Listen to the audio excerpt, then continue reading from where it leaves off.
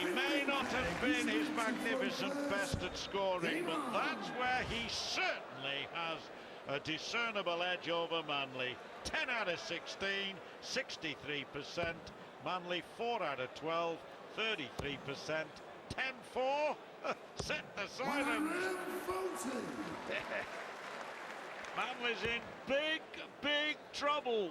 Oh, he is. He's in strife. 60. And there are those figures you were referring to, John. They tell their own story. 63%, 30% better checkouts, and it's reflecting in the score. Score-wise, they've been very similar. Finishing. There's only one man in it. That's a huge jump in his second 180. And Supermania is being set to light here in the Winter Gardens, Blackpool.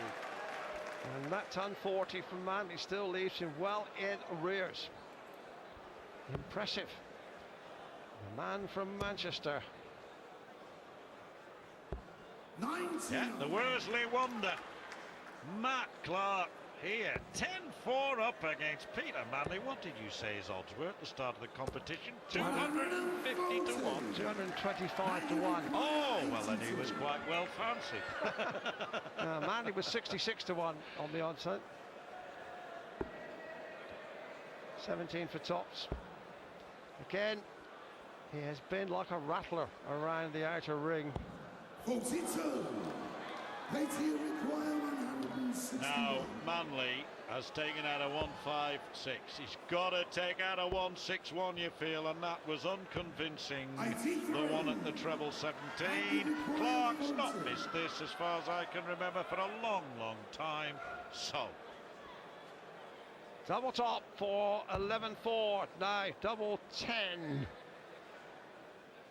Oh, that's emphatic. Emphatic indeed. Superman, and Superman thinks that he's a super duper man. 10-5. Indeed, 11-4. Sorry, Superman. Sorry. Peter Manley has got quite a job on his hands, because he is only 2 legs away from defeat against the efficient, methodical and very successful Matt Clark. Well, super week for Salford. They won the franchise, of course, along with Celtic Crusaders from South Wales for Super League status, guaranteed for 3 seasons. That's from next year. And they've got a new stadium being built as well. And one of their citizens here, Matt Clark, is on the verge of a famous victory. 180. Who's to say that it's going to end here? Well, if you're with us just before the break, you will have heard one of the great historic moments with John Gwynn saying, "Sorry, Superman." Well, what next? Sycophanting to Spider-Man.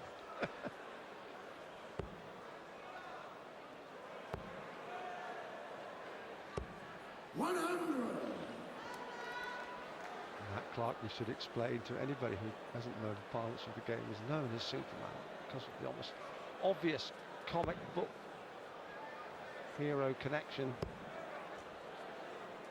Yes, as Sid was saying, what a clever nickname Frosty the Throwman is, I agree. But I think Superman's cleverly designed. He's Clark from Kent, Clark of Kent, from Dartford originally. Very much a Kentish man, but Manchester based now, or Greater Manchester anyway. Yes, that was a derivation of the nickname, as John very helpfully informed us. He was Clark, he came from Kent, Clark Kent. You know the rest. Tops. And Manley wants double top, nice, comfortable leg after the break, but still hasn't taken advantage of it. Now Manley will hold his throw here, probably. But the next leg, Clark will say to himself, come on, hold your throw, do that for your next 2 visits to the hockey that you take first and you're through. So 11-5, and Manley needed that. He won the first leg of the last session, he won the first leg of the previous session, and he won 2 legs in the opening session. And if he can reel this match back in, it will be a more impressive piece of reeling in than Sid Waddell and Rod Harrington in Sky Sports Fishermania last weekend, John. Dead right. It'll be quite a catch, won't it? And it's still looking like the one that's going to get away. Although Matt Clark, he's been rock-like and steady during this performance. Never once looked rattled, never once looked in any real danger. He's led right from the start. 134. And when you're throwing first and you're putting darts like that, you make life doubly difficult for the other man. Doesn't matter what he hits, if you hit big, you'll be there first to the double on the way. 11 out of 19, Clark is throwing at the doubles. You can't see him somehow letting it slip. 100. Just again, I have a sneaking feeling that Manley might still mount a hurrah to make life interesting before this match. He can only afford to lose, well, can't afford to lose two. Dead right. It would be a monumental comeback if Manley could manage it, but Clark here has his own ideas about that. 140.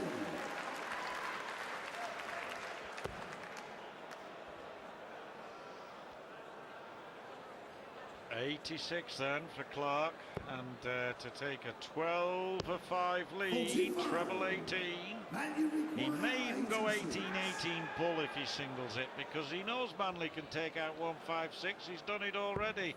Oh, that's a great dart though. Double 16, doesn't even have to consider it. Double 8 for 12-5. Oh, just the wrong side of the wire. Now Manley, sixth leg of the match, took this out. He's got to do it now in the 16th, 17th. Desperate times for Manley. Hit 156 in the sixth leg just when we thought he was going to mount his charge, but it never really materialised. And now Matt Clark at double 8 to be one leg away from victory. Double 4. His doubling has been impressive throughout, and still is. I was just beginning to wonder, Dave, whether the proximity of the finishing post might just cause Matt Clark to freeze, but he hit the double 4 and Manley kicks off with a 180. Too little too late in this match, might help to win him this leg, but surely the end is nigh for one dart Manley. 140. Well, Manley would love to go out with a flourish. A 9 dart potential on the cards there with the 3-2-1 left, but that throw means that all he can do is strive purely for respectability. Surely, surely, surely Matt Clark will not let a match slip from this kind of advantage. Well, if this were to go Manley's way, this match, it would be the greatest turning of the tide that Blackpool has ever witnessed, I should think, Dave. Or anywhere else on the Lancashire coast, for that matter. Well, Manley's left 153, so he's comfortably set in this leg, but that really is only academic. Yep. 100. Lady require 153.